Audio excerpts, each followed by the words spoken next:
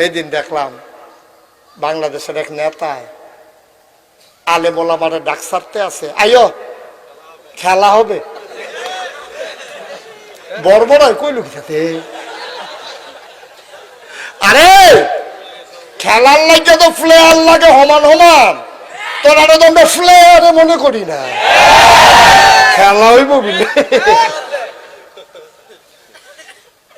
Player মনে করি। তোরা আমরা 15-20টা দিয়ে আলিগনি, আমরা খেলা হইব।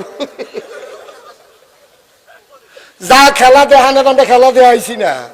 বদরের প্রান্তরে আমরা খেলছিলাম না, 313 জন 1000-এর লোকে খেলা হয়েছে, ঠিক কিনা? আমরা কি ঠকছি না জিতছি? 70টারে কুবাইয়া শেষ, বাহি 70টারে দৌড়াইছে, ফিস মোড়া বান্ধে হতাই লাইছে। বাহি যেটি দৌড় দিছে, ও মা গো কইয়া কোনোটার ফাঁসা নাই, কোনোটার রান নাই, কোনোটার হাত নাই, ও মা গো কইয়া গিয়ে মক্কা শরীফ পড়ছে। হেই খেলা, খেলা হইব। কারে কি তা কয় বুঝে না, হুনে না লাউয়াশয়ের জানা ব্যাকল কয় খেলা হইব, বড় কয়। খেলতে হলে সমান সমান ফেলে আর লাগতো না। তোরা আমরা ফেলে আর মনে করি খেলুন না, শর্ট লইতি না, তুই খেলছি স্কুতি, তুই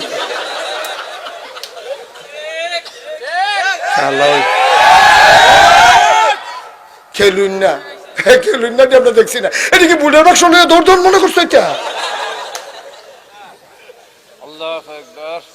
খেলুন না প্লেয়ার, খেলা হইব। কারে হুমকি দেয়? আলেম ওলামারে হুমকি দেয়। বেড়া আমরা পরিচয় তোরা চিনছ, আল ওলামা ওয়ারাসাতুল আম্বিয়া, ওলামায়ে কেরাম বলো নবীর ওয়ারিস। যুগে যুগে নবীরা ওয়ারিসটা খেলতে খেলতে তো এখন আইছে। নতুন খেলুন না, ঘন ঘন খেলতো চাই, নতুন খেলুন না। পুরান খেলোয়াড় জিগায় কেড়ায় নামছে, কয় হেতে না, কয় ওইসা না, আমার লোক ওইসা না।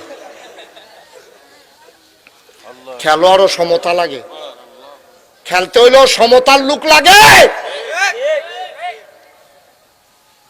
সাইডে সাইডে না আসতে হয়, দুইয়ে সাইডে আসতে হয়। থাক, বুঝছে না বোধ হয়।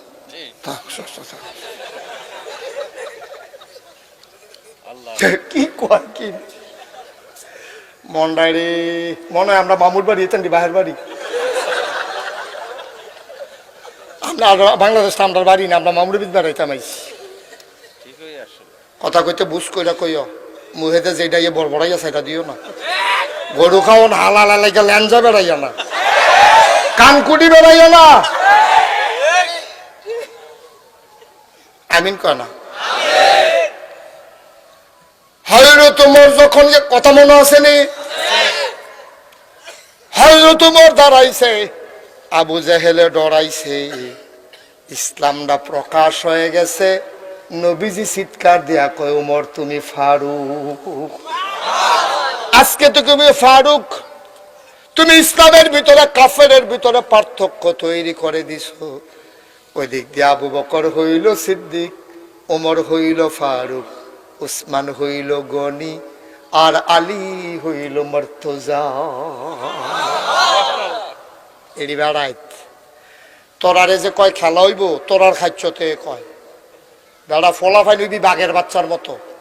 বাঘ বেড়াইয়া তোরারে দেখলে যেন দৌড় দিয়া লাই, হাতে টান খাইয়া হুগাইয়া মসুইচ হইছ তোমরা। বাঘ মুসলমান দেখলে দৌড় দিছে, আর ওখানের ফলাফান কুত্তায় ঠক্ষণ থেকে ফাল দিয়ে গিয়ে ফানিত পড়ে। ডাইল খাইও ডাইল, মুসলমানের ফুতাই বেড়া তোরাই তান দিলে কই যা বাড়াইছ। মুসলমানের ফুতইবি বেড়া বাঘের বাচ্চা, ধমক দেওয়ার লাগে রে, আইটা গেল দুবলাই। মুসলমানের ফলাফল নিবি বেড়া বাঘের বাচ্চার মতো, এক একটারে দেখলে যেন মনে হয় আইতে আছে। আর তোরা এই হুগাইয়া মুগাইয়া মুসমুচ্চ ইয়রিস নানান টান খাই টান দি, খানা ঠাড়া পড়ছে রে তোরা। ডাইল খেতে যাস কিতে না, এটা কবির ষড়যন্ত্র। মুসলমানের ফুতাইতে যদি গুম ফাড়াই রাখুন যায় তো তো সবই শেষ, ঠিক কিনা কও? এই মুসলমানের ফুতাইতে ঘুম ফাড়ানোর লাগিয়া এই নেশার জিনিস ইন্ডিয়াতে বাংলাদেশও সাপ্লাই দেয়। আমি ইন্ডিয়ার ভিতরে অনেক জায়গায় মাহফিলে গিয়েছি, আমি দেখেছি যে ওই জায়গার বর্ডার বেল্টে অনেক মানুষ ধনী মানুষ। আমি আমার যারা ভক্ত মুরিদ তারা জিজ্ঞেস, ও তারা এত ধনী হইল কেমনে? কয় গাঞ্জা বিচ্ছা। আমাকে কিনে কারা? কয় বাংলাদেশের তারা। গাঞ্জা করে ইন্ডিয়ার তারা, আর খায় আমরা তার। আমরা এই ইলিশ মাছ, সাতপুরের ইলিশ মাছ বেড়া এক বাই ভাজি করলে আরেক তারা গন্ধহীন ভাত খাইয়া লাইছে 3 প্লেট। সেই ইলিশ মাছ দিয়ে গাঞ্জা আনে, গাঞ্জা দিয়া ইলিশ মাছ দিয়া গাঞ্জা আনে। কত বড় বড় হইছে চিন্তা করো। তোর আব্বা এখন দোকানদারি করে, তোর আব্বাই দি বুড়ো হইছে, গুছ হইছে, চামড়া ফোড়া হইছে, তুই ওখানে যে দোকানদাত বস নাই, দোকানটা কি তোর আব্বাই মরলে কবরও দিয়া লাইবি? তুই যদি সারা রাত হান্ডু হান্ডু করে ঘুরস, নানান টান খাস, এরপরে যে তুই যে গড় হইতা তাহস দিন আর 2:30 পর্যন্ত দোকানটা চালাই গেল। দোকানটা তোর আব্বাই থাকতে থাকতে তুই ব্যবসাটা শিক্ষা লস থাকে রে। তোর আব্বাই থাকতে থাকতে তুই গৃহস্থিটা শিক্ষা লস থাকে রে। তোর আব্বাই থাকতে থাকতে তুই ব্যবসাটা শিক্ষা লো, তোর গৃহস্থিটা শিক্ষা লো। ভাত খাইয়া যাইতা না তোমরা যেই নমুনা শুরু করছো। সত্য কথা, ঠিক কিনা কাও? আমি কিন্তু আমার কলিজার টুকরা যুবকগুলো আমি কলজা দিয়ে মায়া করি, আসলেও মায়া করি। সাবধান, এসব নেশার কাছেও আমাদের যুবকেরা যাবে না। ফেসবুক চালাইবি 5-10 মিনিট, খোঁজখবর নিবি, কেমন আছো? আমরা আছি ভালাই। লেখাপড়া কেমন চলছে? আমি গরুর রচনা মুখস্থ করছি। এর তো বেশি কথাটা কিতা? এর ফলের কথা দিয়ে তো ভাও কথা, ঠিক নিও। সারা রাত আমি আইতে যেতে মনে করো দেখি না খাম্বার মধ্যে আঞ্জা দিয়া দুটা টিপতে আছে। তোমরা আল্লাহ আল্লাহ দুনিয়াতে ফাড়াইছে সারা রাত এই বইয়া বইয়া বইয়া বইয়া ফেসবুক চালায়, ইউটিউব চালায়, চ্যাট করে, ঠিক কিনা কাও? 5-10 মিনিট চালাইবা সর্বোচ্চ দিনে। খালি খোঁজখবর লইবা কেউ মরছে নি, ফেসবুকে কোনো খবর পাইছো নি, এই খবরটি লইবা। এর বেশি খবর আর আমরা দরকার নাই। আমরা দোকানদারিও করণ লাগবো, গৃহস্থীও করণ লাগবো। আব্বার মাথার ঘাম আমরা মুছে দিতে হবে। আব্বায় থাকতে থাকতে দেখাই তৈব যে আব্বা টেনশন করেন না, আপনার ফুতে সেন হইছে, আপনার সংসার চাইয়া রাখতে পারবো। এটাকে আশ্বস্ত করা আমাদের দায়িত্ব। ঠিক শুকরিয়া আদায় করলে লস না লাভ? কম না বেশি? প্রমাণ আছে নাকি নাই? আমার আল্লাহ রাব্বুল আলামিন কোরআনুল কারীমে কত সুন্দর করে ওয়াজ করে দিলেন। আল্লাহ বলেন, লা ইন শাকারতুম লা আযীদান্নাকুম। ও দুনিয়ার মানুষ, নিয়ামত পেয়ে যদি শুকরিয়া আদায় করবে, যেই নিয়ামত পেয়ে শুকরিয়া আদায় করবে, শুকরিয়া আদায়ের কারণে ওই নিয়ামত আমার আল্লাহ আর বহুত গুণে বাড়িয়ে দেবেন। বলেন সুবহানাল্লাহ। আমার আল্লাহ যা বলেন তা করেন নাকি করেন না? কম কম নাকি বেশি বেশি? প্রমাণ আছে নাকি নাই? কোরআনুল কারীমে 30 পারায় সূরা বুরুজের শেষ অংশে আল্লাহ কত সুন্দর করে ওয়াজ করে দিলেন। আল্লাহ বলেন, ফাআলুন লিমা ইউরিদ।